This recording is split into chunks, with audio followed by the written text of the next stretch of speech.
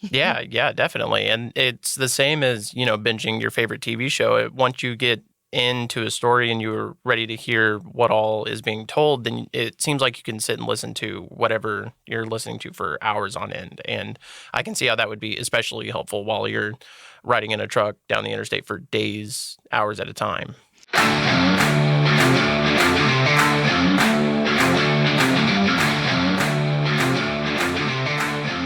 Welcome back to the show. I'm Jamie Jones. I'm managing editor of Landline Magazine, and I'm introducing to everybody today our brand new audiobook reviewer, Sawyer Jacobs. Sawyer, welcome to the show. Hey, thank you for having me. I appreciate it. How on earth did you get started in doing audiobook reviews anyway? Well, it's funny you ask. I actually have been working in a library for some time now, and part of what I had learned while working in that library is how to do something called reader's advisory. And basically, it's just taking people through, asking what they like, trying to figure out what sort of books they would enjoy, things like that. And in doing so, you kind of start to realize a lot of the same thing about different stories. You see a lot of different story structures, a lot of different writing styles from authors. And so in doing so, I just found that I was interested in kind of seeing what these stories were about and writing them and giving my opinion. Mm-hmm. Does it seem like something I've noticed, and maybe I'm showing my age here, but it seems like younger people are migrating back to books. Like there was a time where reading wasn't as cool, but maybe it's really picked back up.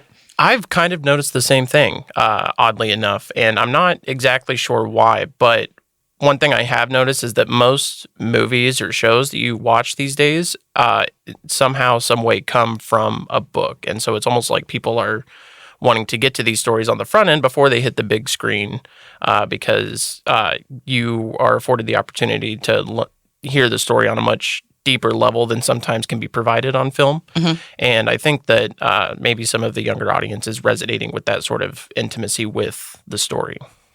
So I think if I remember right, you told me that you have a little bit of a commute from home to work. So that's audiobooks got to be part of that commute too. Yeah, definitely. It takes me about 40 minutes to get to work. And so a trip to and from, and then all of a sudden I have about an hour and 20 minutes that I can knock out of an audiobook in a day, which is no small chunk.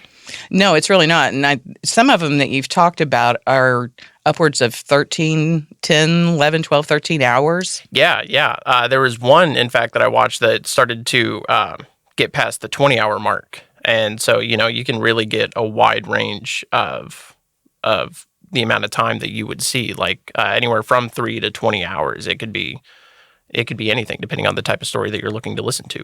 Which I think that's what really intrigued me when we started discussing the possibility of bringing audiobook reviews back to Landline. It's something that we did years ago when they would have them on cassette tapes even. And, I was worried because the few that I had listened to were pretty short. And I was like, well, that, is that going to fill enough of a trucker's day? And then you started telling me these longer lengths, and it seemed like such a natural fit because I think everybody gets tired of listening to the same music, or, you get tired of the same podcast. You want to hear a different voice in your head or something. Mm-hmm. So it just made sense that audiobooks are another form of, just making that time on the road a bit less boring, if you will. Yeah, definitely. And it's the same as, binging your favorite TV show. Once you get into a story and you're ready to hear what all is being told, then it seems like you can sit and listen to whatever you're listening to for hours on end. And I can see how that would be especially helpful while you're riding in a truck down the interstate for days, hours at a time. So a little peek behind the curtain, if you will, on how Landline operates, the magazine specifically. So when we take a gamble on somebody new and, we're going to have this column, I actually made an assignment for the first one.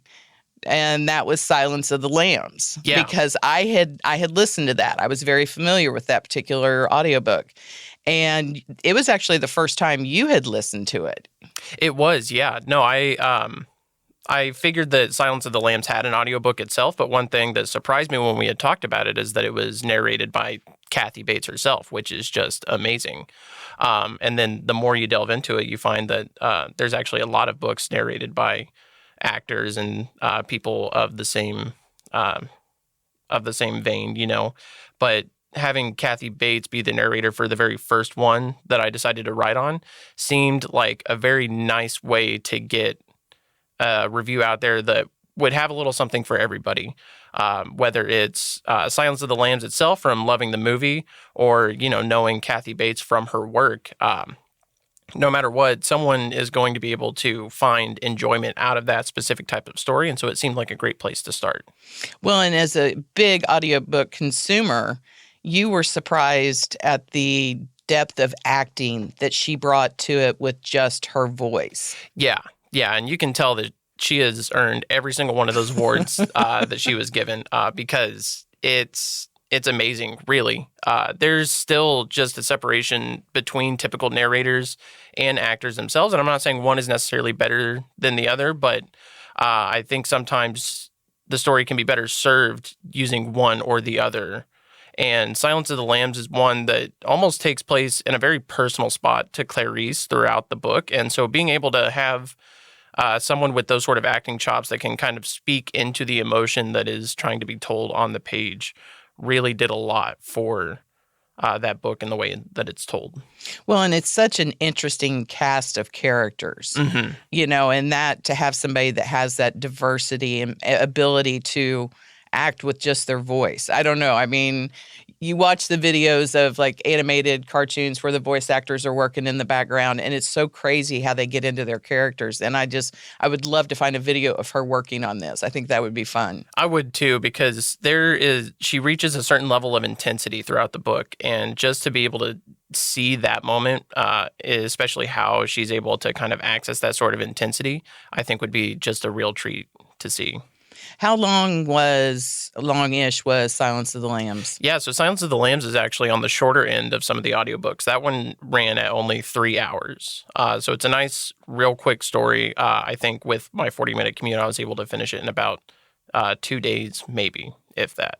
I remember when I listened to it, I was actually going home with one of my best friends to her bridal shower, and it was about a 4-hour drive. We did not say a word. You can say it's just 3 hours, but that thing is so intense. It feels like a lot longer than 3 hours when you're listening to it. I think if it had gone on any longer, I might have had a stroke or something. I don't know. Oh, I know. was so wrapped up in it. So that was actually in the May issue of Landline, and you had another one that you reviewed in June. Let's talk about that. Yeah, so that second one would be Fourth Wing, and while starting with Silence of the Lambs for something a little more broad-reaching, I wanted to pick a book that was really in popular culture lately, a lot of books that the younger audience has been reading on, and part of the reason why it became so popular is because it is the new trend of genre blending called romantasy, so romance and fantasy. And we've been seeing a lot of those books come out more and more recently, but Fourth Wing is really the one that's kind of pierced the veil and just got into the collective minds of every reader that I know personally. And it seems like everybody's really enjoyed that book. There's been a lot of great things said about it, and so I decided that was probably a good place to go after that first review. Kind of go in a little bit deeper about this romantasy. Give some of the plot of Fourth Wing so we can, for those of us who have no clue what you're talking about. Yeah, definitely. So, like I said, romantasy, romance and fantasy together. When you think about it, it really makes a lot of sense because one of the big things that you get from fantasy books is this very extensive world that's being built in front of you. And then you add in the romance part of it, and then you get to hear a very deep interpersonal story about the characters as well. And with Fourth Wing, that really works well because it follows the character Violet Sorrengail as she is entering a war college for her nation of Bezgaeth. And she was planning to follow her father steps to be a scribe, someone who just writes the events of the war, kind of preserving history of the sort. But he died some few years ago, and her mother, who is the general of the army, kind of unilaterally decided that, no, you are going to be a dragon rider, which is one of the more elite positions in the army that is there. And this is kind of a big deal for Violet because she has a specific condition that makes her bones really weak. She tends to be more of a frail person, and so she's having to kind of deal with that as she's also dealing with all these people who intended to be dragon riders the whole time. They'd been training their life for it and whatnot. And so that can kind of create an interesting position for her to be in. And then you add on top of that her mother is one of the most famous generals in the army. So she has a few friends, but a lot of enemies. And, the enemy of my enemy is my friend, which creates more enemies. And those seem to come after Violet while she's trying to go through her time at the War College as well. And the other main character that we get, his name is Xaden. He's probably the person that would hate Violet the most at the start of it. And so along with this fantastical world, we also get the enemies to lovers trope that you see in a lot of different romance books and that a lot of people really enjoy. And so there's just a lot of good things going for it before you can even flip the first page. And then you add that to the fact that that's our 20-hour plus long audiobook. There's a lot of story there to get through and a lot of hoops that these characters have to go through, both at the War College and with each other. And all those together just fit into a very unique story that seems to have hit the perfect time and place to get the recognition that it deserves amongst the younger audience. Mm-hmm. So you have been doing this for Landline since May. You've got 2 more that we're not going to review this time. We're going to save those for another time, but go ahead and tell them the 2 that they can find in the July and August, September issues of Landline. Yeah, so the one that you can find in the July issue is going to be Ready Player One, written by Ernest Cline and narrated by Will Wheaton himself, another actor coming down for you. And then the one after that is going to be Station 11, I believe, which is sort of a kind of divergence from the type of stories I've been trying to do recently. But it is going to be one that's very interesting all the same. So just to back up and kind of tie this all back together real quick for everybody who's watching and listening, why trucking? What was your connection to that? Well, so I kind of grew up in the trucking space quite a bit. I had been around truckers for pretty much most of my life. I'd been to some of the truck shows like Super Rigs time and time again. And so it just seemed like a perfect sort of intersection of, this life that I've had that's been absolutely wonderful. And I get to mix all of these pieces of myself that make me together to do something that I really enjoy doing. Mm-hmm. And so it only felt right to start with creating reviews for truckers that are on the road all day long. Yeah. All right, so you can catch each one of Sawyer Jacobs' reviews in each issue of Landline. We're going to have you back on the podcast from time to time and catch up with what you've been up to and what books you have listened to lately. So thank you for coming by. Yeah, thank you for having me. This has been great.